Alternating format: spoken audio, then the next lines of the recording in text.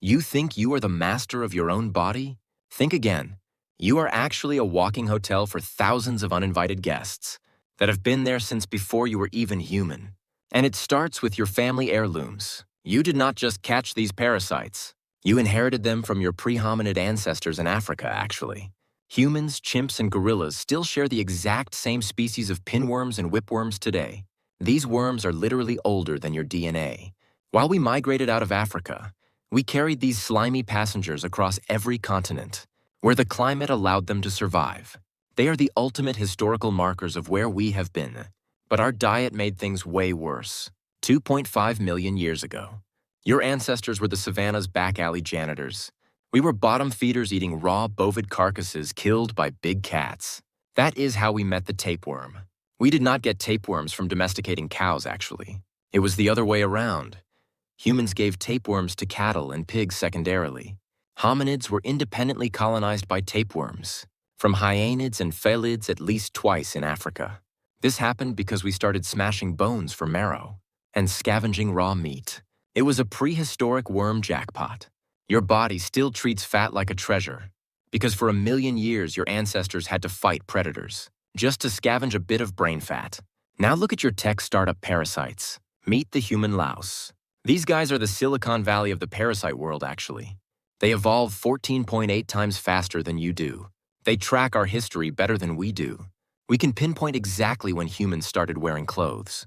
By tracking when head lice split into clothing lice about 100,000 years ago, your fashion sense created a new species. Their genetic divergence mirrors our own evolution. Never has a species been so perfectly documented by its own pests.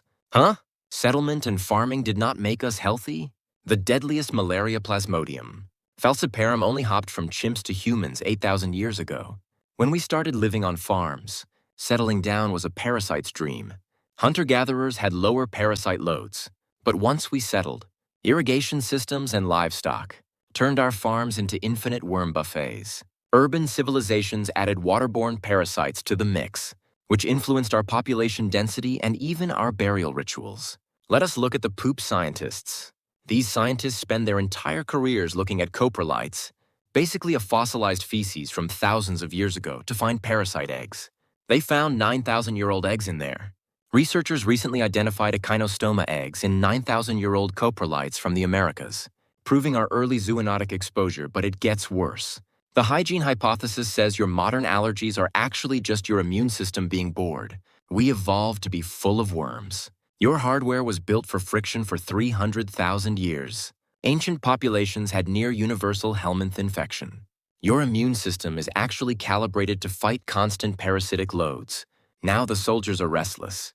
Now that we have killed the worms, your immune system is a bored soldier fighting ghosts. Like pollen, peanuts, and even its own tissues, we are the first clean generation. Contemporary children in parasite-endemic regions show fewer allergic symptoms because their immune systems have work to do. We sanitized the world but broke our hardware. We have traded a life full of worms for a life full of autoimmune disorders. Truly, we are an evolutionary mismatch running on ancient software. Two separate pinworm lineages in South America suggest humans did not just walk across Beringia. They might have sailed from Asia. The worms proved the sailors existed. Parasites are ultimate biological markers. They unlock the diets and migratory secrets of the past that bones alone cannot tell. They are the historians in your gut. We joined the guild of predators millions of years ago, and we have been sharing the same worm network ever since. But our immune systems are still waiting for a tapeworm that is not coming. Let me know in the comments if you would trade your allergies for a 9,000-year-old tapeworm. Subscribe to see the archive your brain tried to delete.